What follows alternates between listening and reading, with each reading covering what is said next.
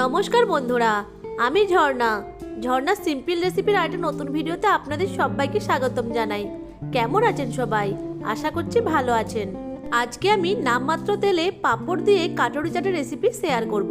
এইটা আপনারা স্ন্যাক্স হিসেবেও খেতে পারেন বা চাট হিসেবেও খেতে পারেন। পাঁপড়ের এই কাটুরি চাটটা খেতে খুবই দুর্দান্ত হয় আর ঝটপট বানিয়েও নেওয়া যায়। চলুন তাহলে রেসিপিটা শুরু করি। প্রথমে আমি এখানে পাঁপড়ের কাটুরির ভেতরে দেওয়ার জন্য চাটটা রেডি করে নেব। তার জন্য আমি দুটো আলুকে আগে থেকেই সেদ্ধ করে রেখেছিলাম। ওই আলুগুলোকে আমি ছোট ছোট কিউব করে কেটে একটা বলে নিয়ে নিচ্ছি।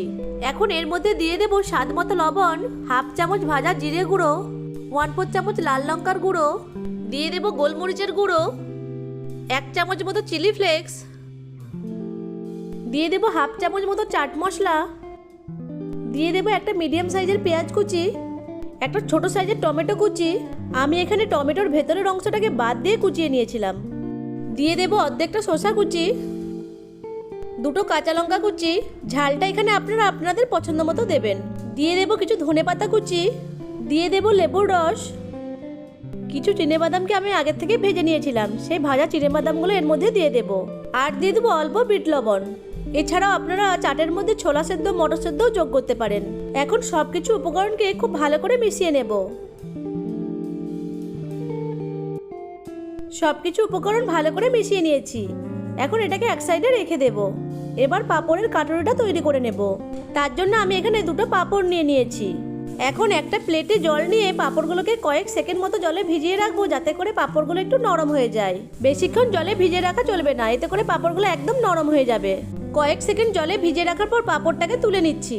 এখন একটা টিস্যু পেপারের সাহায্যে পাঁপড়ের এক্সট্রা জলটাকে মুছে নেব।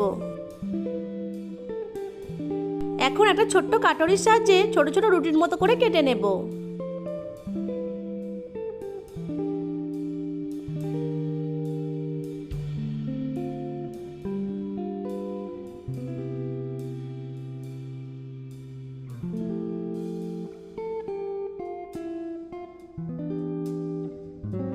দুটো পাঁপড় থেকেই ছোট ছোট রুটির মতো করে কেটে নিয়েছি। এখন গ্যাসের ফ্লেম অন করে একটা আপ্পাম মেকার বসিয়ে তাতে অল্প পরিমাণে রিফাইন তেল দিয়ে তেলটাকে লো ফ্লেমে হালকা গরম করে নেব। তেল হালকা গরম হয়ে গেলে তেলটাকে ব্রাশ করে নিচ্ছি। এখন একটা করে ছোট পাঁপড় নিয়ে এই হোলের উপর বসিয়ে হামালদিস্তার স্টিকের সাহায্যে এইভাবে হালকা করে প্রেস করে দেব। অল্পক্ষণ ওয়েট করব যাতে পাঁপড়টা কাটুরির শেপে চলে আসে। একইভাবে সব পাঁপড়গুলো থেকে কাটুরি তৈরি করে নেব। কাটুরি শেপে চলে এলে এগুলোকে তুলে নেব। দেখুন কি সুন্দর কাটুরি তৈরি হয়ে গেছে। সব পাঁপড়ের কাটুরিগুলো তৈরি করে একটা প্লেটে নিয়ে নিয়েছি। দেখুন কাটুরিগুলো কতটা ক্রিস্পি হয়েছে।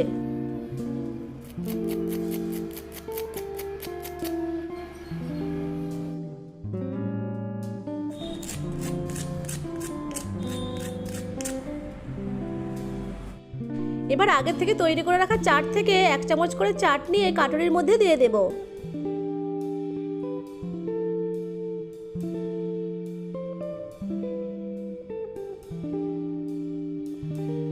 এরপর উপর থেকে একটু ফেটানো টক দই ছড়িয়ে দেব।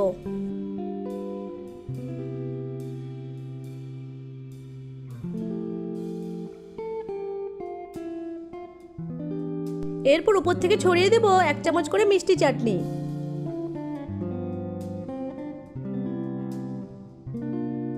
এখন উপর থেকে অল্প করে ভাজা চিনেবাদাম ছড়িয়ে দিচ্ছি। এরপর উপর থেকে ছড়িয়ে দিচ্ছি কিছু ঝুরি ভাজা বা ভুজিয়া। ছড়িয়ে দিচ্ছি কিছু ধনেপাতা কুচি। সব শেষে উপর থেকে ছড়িয়ে দেব কিছু আনার বা বেদানা। এটি অপশনাল, আপনারা না চাইলে নাও দিতে পারেন, তবে এটা দিলে দেখতে ভালো লাগে। তৈরি হয়ে গেল দারুণ টেস্টি পাঁপড়ের কাটুরি চাট বা টকরি চাট। পাঁপড়ের এই কাটুরি চাটটা ছোট থেকে বড় সবাই খেতে খুবই পছন্দ করবে।